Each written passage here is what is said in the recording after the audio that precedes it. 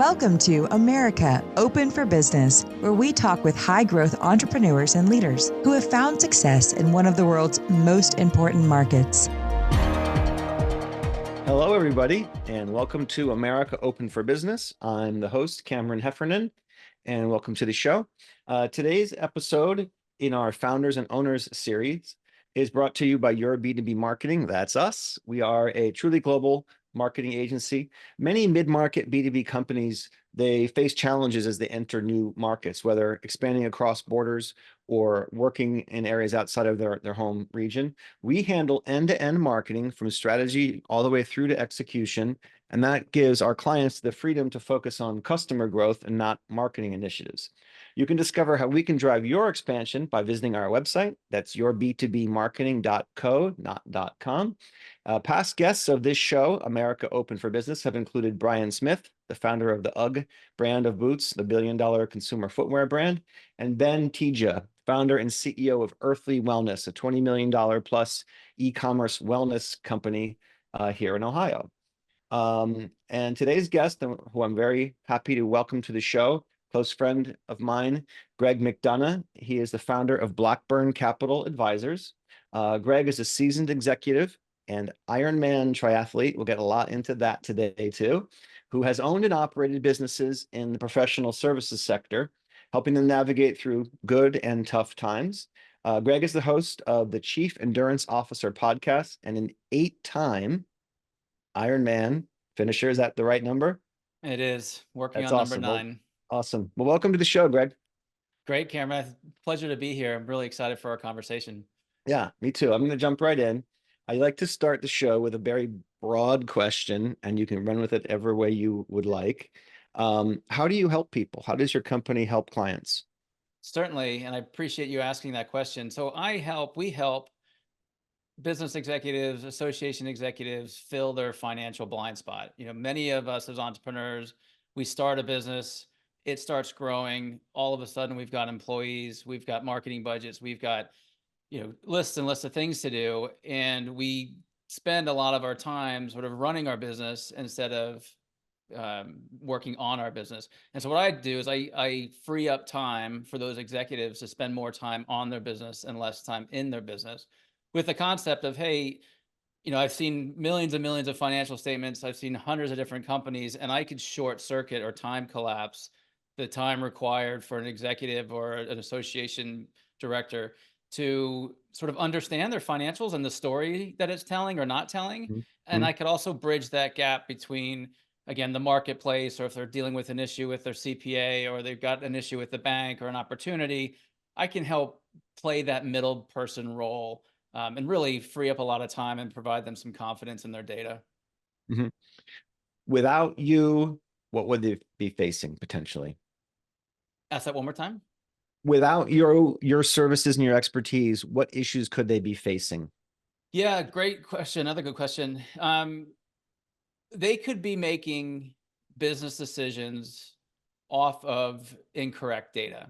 So if they looked at their financial statement and let's say it wasn't reconciled properly, or they're behind on their bookkeeping, or there's something on the balance sheet that really shouldn't be there that needs to be pushed through the income statement, and we can get into all those details. But at the end of the day, if they were using or looking at their financials, that financial statements could be telling a story that is untrue about their business. And so they run the risk of, again, making a business decision based on faulty data, and therefore that decision has a higher probability of failing.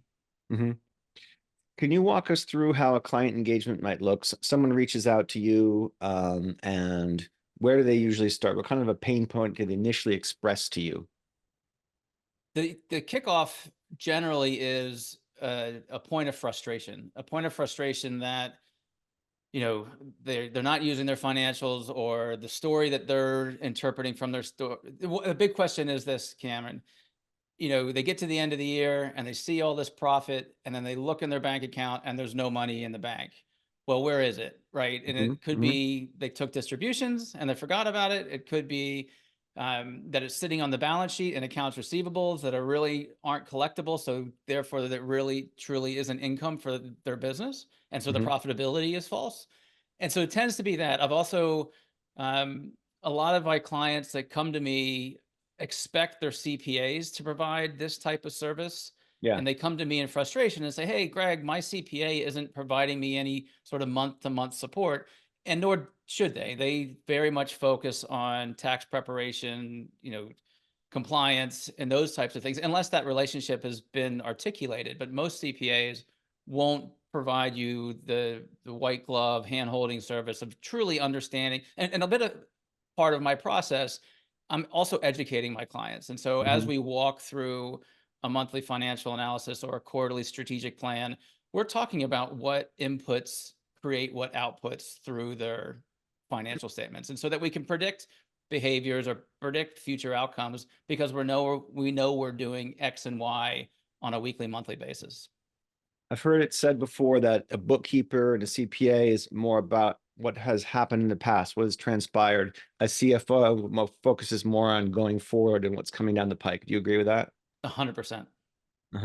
So it's going to help me make better, more informed business decisions based on what actual cash flow projections look like, pipeline they may be coming in to say, yeah, we can afford to hire this new, whatever the position is, or we should hold off on that new employee benefit, whatever that might be. That's exactly right. And I do that through several different mechanisms. I'll give you an illustration. One of the pillars that I stand on with my clients is I want my businesses, my clients, to have 3 months worth of operating cash in reserves, Okay. free and clear of debt. And the reason for that is, one, if an opportunity presents itself and we need to put some gas on the fire to get there, then we've got gas for the fire. And two, it helps with that, going back to that business decision making. If I've got $50,000 in the bank, free and clear of all debt obligations, and I want to hire a $50,000 employee, I know I've got 6 months worth of runway at least to cover any, if that hire turned out to be a bad hire. Granted, you wouldn't wait the full 6 months and burn down your total reserve, but it gives you a little bit more confidence in making those decisions because you've got, a cash reserve in the bank. Okay. I've heard that magic number of 3 months, 3 months of cost, whether it's payroll or COGS that's in the bank, set aside, that you really should use as a guideline. Is that something you advise your clients on as well? And I tend to focus on operating expenses. So I don't worry about the cost of goods sold because that tends to ebb and flow with your revenue. Like the scenario would be that, you close your week on a Friday and Monday morning, you've got no more clients and you've got zero. So how much cash do you have to keep the lights on, to pay the rent, to pay the employees so that you can rejuvenate your business? Okay.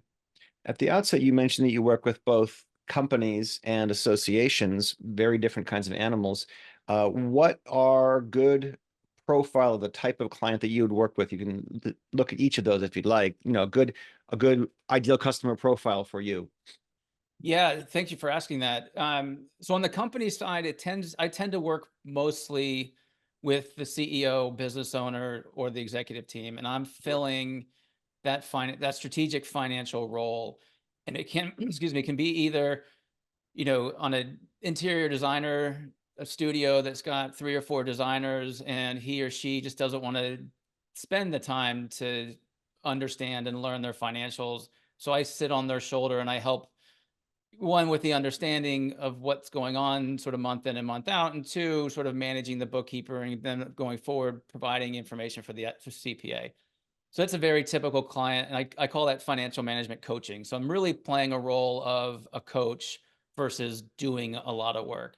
On the other side of the coin, from the fractional CFO perspective, a typical assignment for that would be an association that either their systems are far behind, their financial management systems are outdated and they need to do an upgrade, or the team they have in place isn't the team they want to have going forward. And it's a type of role that you can't sort of put on a plan. You can't walk into your CFO's office or your controller's office and say, hey, Greg, I'm going to put you on a 6-month plan, and if you don't sort of shape up, we're going to find somebody else. That's obviously a red flag, and that person will be looking for work quickly. And they've got their fingers on a lot of different parts of the organization. So the role that I've played a couple of times is, hey, we're going to make a dramatic shift in our finance and accounting group today. Greg, tomorrow, can you show up and be on site and kind of get your fingers into the dam and get control of the checking accounts and the payroll process and all those things? And that tends to be, a couple months worth of work, and we find the next replacement. Mm-hmm. So I don't look to stay there forever, but that's a typical assignment in sort of the association space. I've also fulfilled a role in which, again, they just need a group needs a little extra firepower in the finance and accounting and strategy side. Maybe Mm-hmm. there's a opportunity to grow non-member revenue, or make an acquisition, which is becoming more common now in the association nonprofit space, and those types of things. So I can also play as a extra set of hands when needed. So you're also making strategic, and not just about the finances, but strategic advisory recommendations for acquisitions, new areas to invest for the association or the company. Absolutely. Okay. Do you think often, or well, I'm sorry, often, do you feel that companies sometimes put too much, I don't know, faith in the ability of an in-house bookkeeper or accountant to provide that kind of CFO function and role when they're not equipped to do so?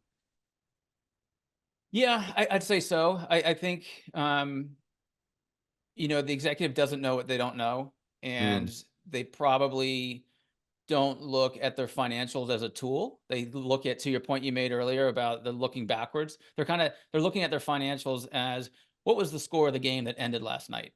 Well, yeah, that's important, and those trends are important for sure. But at the end of the day, you're not going to influence what the score of the game was last night after the game has ended. And they get used to that, and they don't see that their financials and projections and cash flow management can really be used as a way to grow and make your business healthier. okay. So anyone who visits your site or follows you on LinkedIn or checks you out will notice you do a lot of content creation, thought leadership around endurance leadership. Can you tell us a bit about what that is and how it came to be? Yeah, and this is where you make me smile. So it's a combination of my passion for leadership, Mhm. working with CEOs, running my own business. I owned and operated a business for about 6 years prior to doing this work. Um, so my passion for entrepreneurship, leadership, and my passion for endurance racing. So my wife and I do Ironman races. You mentioned it in the intro. It's a lifestyle for us. It allows us to travel the world with our kids. It allows us Mhm. to show and illustrate sort of a healthier lifestyle, and to do non-healthy things from time to time. Um, for some reason, it's just always been an itch for me to create content around endurance leadership, to create, I can see myself being on a TED stage at some point talking Mm, about the principles. Um, and if you think about it, it's not just endurance from a racing perspective, right? We all have different types of endurance. If it's, standing up a new business, or if you're a senior executive at Google, there are times through your life that you need to endure to get to your passion, to get to your goals, to get to your personal why. And it's those types of stories that I'm trying to bring out from people through this endurance leadership platform. Can you share one or two of those kinds of examples with us? Yeah. I'll use myself for an example. So my previous company, I took it through, or we took it through a Chapter 11 bankruptcy process. Hmm. And at the beginning of that process, or even making the decision to go into that process, it was scary, right? Hmm. Are people going to look down on us? Are our customers still going to continue? Will the employees leave? What will the vendors do? And after we made that decision to do it, I became sort of enthralled in learning everything I could about the process. So I went and got my certification for insolvency and restructuring so I could help manage us through the process. And I get to the end of it, and I wrote my second book about this. When you get to the end of the process, you realize that it's all about setting small goals, keeping your eye on the long-term objective, being flexible. And it's those principles are very similar to endurance racing, right? So Hmm. when we train for an Ironman, it's a 9-month program, and week 1 we're running 3 miles and we're swimming a quarter mile. By week 40, it's a different story, right? We're spending the weekend exercising. And so that would be an illustration of an endurance endeavor, sort of in business, and relating it also to triathlon. Okay. So I think implicit in that is we're with you to work with you through the long term. We're not just here for, a couple months and then we're out. It's being fiscally responsible and supporting a growing business is an ongoing, long-term endeavor. That's right. That's exactly right. And also doing the work when nobody's watching, right? Mm, Doing what you need to be doing when nobody's pushing you, nobody's holding you accountable. It's you, if you're training, right, it's that 5 a.m. swim that that you need to get in, that you can't, or you don't want to, but you get yourself out of bed at 4:30 to get to the pool. And same Mhm. with business, right? We've got things in our business that need to get done, and we either got to outsource people to help us with that, or Mhm. do it ourselves. But no one's really telling us that it needs to get done, and or holding us accountable for the finer points. And those, endurance leadership to me is doing that work when nobody's watching. Interesting. I think there's a lot of parallels, and you and I have talked about this before, with what you offer as a service and what we offer to our clients as an agency. The concept of, you could go do all this yourself. You could be your own bookkeeper, your own accountant. You could run your own payroll. You could send and receive every invoice. You could do your own financial projections. You could do all those things. How are you then going to go and run your business in addition to all that stuff? Unless it's your passion. And our pitch to clients and prospects is, you're better off doing what helps to grow the business the best and gives you the most personal energy than focusing on sending out marketing campaigns and writing white papers and doing tweets. Is That's that right. accurate? Absolutely accurate. And a story came to mind.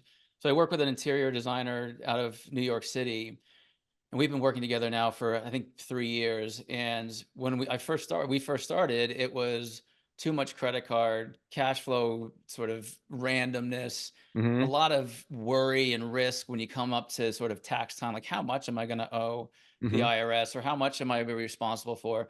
And so we put in a program that's very much like the Profit First program from Mike Michalowicz, where so every dollar comes in, we're going to put a little bit away for profit and a little bit away for Which income tax, and so on, that's so on. And fast forward 12 months, we get to tax season, and she sends me a note saying, Greg, this is my favorite tax season ever. And nobody likes tax season. And I say, why is right. that? She goes, well, I owe the IRS $25,000 and I've got $30,000 in the bank. Oof. And she's so no worry, right? It's just write the check, move on. Mm-hmm. Where so that alleviates a lot of time and stress and worry for her, so that she could be doing business development during those months that she would have normally been scrounging around looking for pennies to sort of put towards this liability. So Wow. it's my favorite story. I'm waiting for my next favorite story to appear, but that's a good one. How did you get into that as a vertical area, interior design? Yeah, that's a great question. It kind of, as my coach would say, you walk through the doors that are open. Okay. And so when I put out my shingle to do the fractional CFO work, I had a very large assignment at an association.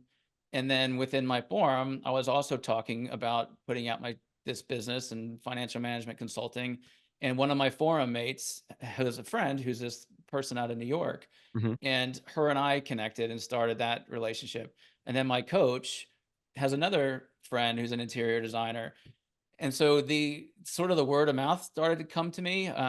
Also around that same time, through our entrepreneurs organization, somebody out of North Carolina chapter reached out looking for a person that has got nonprofit experience and mergers and acquisitions. Yeah. So I raised my hand, and all of a sudden I'm introduced to the American Society of Interior Designers. That turned into a small project. The CEO at the time asked me to join their board as a pro bono sort of ad hoc role. Yeah. So I said yes. I'm just starting my business, looking to get involved with this community because it's a fun community. Yeah. Then the pandemic hit, so it's an assignment that I needed to stick through. And one thing led to the other. I spent 3 years on their board, and Wow. really now have a great relationship within this industry. But again, it was just kind of, I love their creativity. I enjoy walking into a home and seeing things in the right places. My home Mm-hmm. does not look like that, but I do enjoy seeing others. So yeah, it's something I just really enjoy, and I guess it's gravitating to me. Well, I think also you have more value to them, to the future interior designers you'll be working with, because you have comps from the past to draw from. You have very specific industry experience. I mean, I love the concept of working with and through associations in so many different ways as a marketing professional advisor. Mm, A lot of our clients will try to get them into media partnerships or sponsorships or packages through an association, because the fit is so specific. And then, they can go to a trade show associated with that group. They can have an ongoing partner content relationship. It's a win-win on so many levels. that's right. Yeah, in fact, an opportunity opened up for me. So ASID asked me to speak at one of their conferences to do a 30-minute financial management talk. What are the three things that I see most interior designers not doing? And it was Mm-hmm. pretty well intended and got a pretty good review. And that led into a speaking opportunity in Chicago, and then led into somebody calling me that's hosting a conference in May, which I'm out of the country for. But Mm. it's this luxury design summit up in Nantucket, which I was like, this is amazing. Just the phone's ringing versus Yeah. me outbound calling. One thing leads to the another leads to the other. And so back to your point about marketing through associations, it's a great strategy. Mm-hmm. Well, now we're talking about marketing. So tell me, what have you found most effective recently in your own outreach? More outbound, inbound, referral? What's been working? Yeah, I am almost 100% referral, um, on the financial management side of what I do. You also, I think, mentioned that I run a podcast, and I'm finding that running my podcast is opening doors that I wouldn't be able to, would have taken me a long, long time, sort Yeah. of the traditional way, right? Either the cold call or the email or the LinkedIn drip or you name it. Having a podcast, and granted, it's a significant investment, as you know. Yep. Um, but that is getting me to audiences that I wouldn't have had opportunities to get in front of, and that's either hasn't resulted in work or business or revenue yet, but it's the first layer of conversations, and then some of those guests are then introducing me to sort of buyers of what I do, and so it's been a really good tool. Mm-hmm. What other marketing techniques have been effective for you? I know you're active on LinkedIn. I know you're active with your blog and things, content that you push out there. What topics have been most resonant with your different audiences? Yeah, I'd say the biggest from a marketing perspective, I organized a drip campaign targeted to interior designers and architects, Mm. ironically, for the employee retention tax credit. And this was probably, I don't know, almost 3 years ago, before everybody else was calling you and texting you. And I had a small drip campaign, and that, it was a sequence, I believe, of 5 different emails. It was personalized, related to my experience with the interior design space. So there was some familiarity. You got the occasional email of, hey, drop me off your list. But, out of 100, I'd probably get 5 conversations. And out of those 5, I'd get 2 clients. And so it worked. Wow. It worked really well, until, again, I got inundated by everybody else. And now I was just part of the noise. But that was a tool that we created and implemented that really works well. I love that. I mean, there's elements here to break down that I think pointed to that success. First of all, 5% response rate, 2% conversion rate, pretty good. And you were very specific, at a time when the need was very acute. People needed to get PPP funding or retention credit, help. And I remember going through that. I didn't want to do it myself, and the fact that you're there to help them and is useful, specific to their industry. You can mention that you've worked with others in the interior design space, and that immediacy of it's a pain point that is so sharp. Hey, here's someone who's going to help me navigate this right away. It's hard to turn that down. And also the kicker for me, was articulating my process as well. So like I Mm, wrote my content in a way that showed that it wasn't just me sitting in a dark room doing ERTC applications, just fly by night. I partnered with a CPA firm that I've worked with for years. I put them sort of on the letterhead as well. So mhm. there was a team, there was a process, there was, experience, versus where many of the inbound marketing we're getting around ERTC now are really processing mills, and they're just looking for volume. Mm. My process was very specific and, targeted to having a thorough output, from the analysis of the gross receipts down to how the forms were filed and then reviewed by an outside party. I felt like that gave me a little bit of a leg up for somebody to call. Interesting. Another nice concept, partnership with another provider in a similar but complementary space. You can broaden your reach. You can hit both your database as well as theirs. And the end-to-end service you're able to provide is wider. And then you've also built a nice referral pipeline with that partner going forward. That's right. We work with groups, and for this year, we're going to lean more into this, but, we're talking about niches and identifying where you best fit. We're working with more overseas headquartered companies that are still in the B2B space within manufacturing and industrials. And our sweet spot is working with companies that are based overseas and have some function here, sales, distribution, or maybe one person who's running the business, but don't have the marketing function, don't have the marketing department. If you were to work with a company that is in that kind of a mold where their heart is overseas, they're based offshore, and they would want to work with a firm like yours for the fractional CFO part of things, how might you engage with them? Or even a more extreme case, they're coming to the US for the first time. How would an engagement look from your side? Yeah. So I'll take the former, right?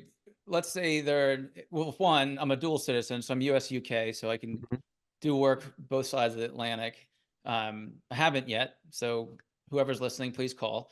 But if you've got let's say you're operating out of London and you've got a sales presence here, you've got one person selling product. If you were looking to turn that sales organization that's here into a business, an entity, into a P&L responsibility, and not just a single person sort of on a territory, I would be a great person to work with, because I've got a network of HR people, of obviously finance people. I'm great at operations, so I could help that client turn their one person or two person marketing or sales team into an actual US based organization that's a subsidiary of the international headquarters. Okay. And again, have relationships with the legal teams and the accountants and all the things that you would require. Yeah. I've got relationships with and trusted relationships that I've built over many, many years. So that would be a good illustration.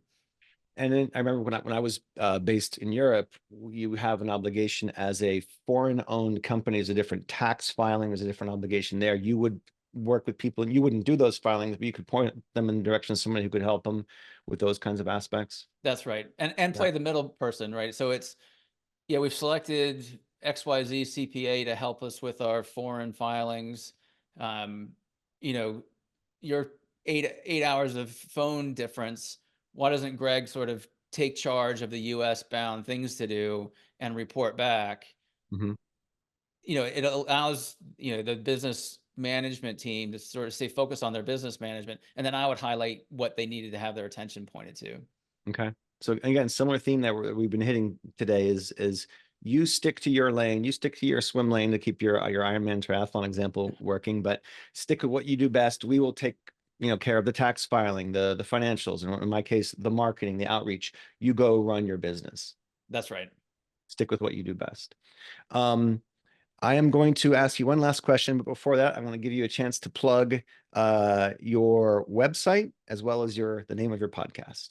Sure. So my website is blackburncap.com. That's where we're promoting and talking about financial management coaching and fractional CFO work. My podcast is more pointed towards this endurance leadership. So it's called the Chief Endurance Leadership Podcast.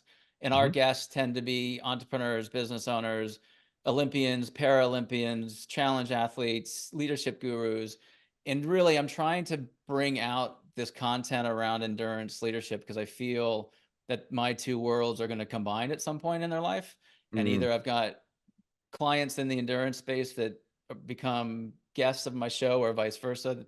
But those are the two sort of passion projects I have right now. They both get me smiling in the morning, and it gives me an excuse to get on my bike on the weekends. Have you had Michael Phelps on yet? Not yet. That would be a huge win. Work on it. Well, here's my last question for you, Greg, is in 20 years, you're getting ready to retire and you're inducted into the Fractional CFO Hall of Fame. What will they say about you at your induction speech? So I don't think I'll ever retire, because I love what I do so much. And so it's funny, when I talk to my wife, I say I've already retired, right? I don't sit in that corporate cube anymore. That was many, many moons ago. I've gone through the business cycles. And so I feel like I'm almost in retirement, but I'm working full time. What they will say in that induction speech is that I really took the time to care about the companies and the people that I work with. And I focused on educating them on the importance of financial management and the impact on their long-term financial success through their business. Mm-hmm. That I was a teammate, a partner, somebody who worked very well, sort of one-on-one or one with the team. I'm not that type. Wasn't a type of person that just went into the dark and did the work and came back and produced. It was a really, truly an impactful experience for the companies and people that I worked with. Sounds pretty good to me. I could live with that. Greg McDonough of Blackburn Capital Advisors, thank you so much for joining us today. This has been America Open for Business. Thank you so much, and join us next time. Thanks, Greg. Take care.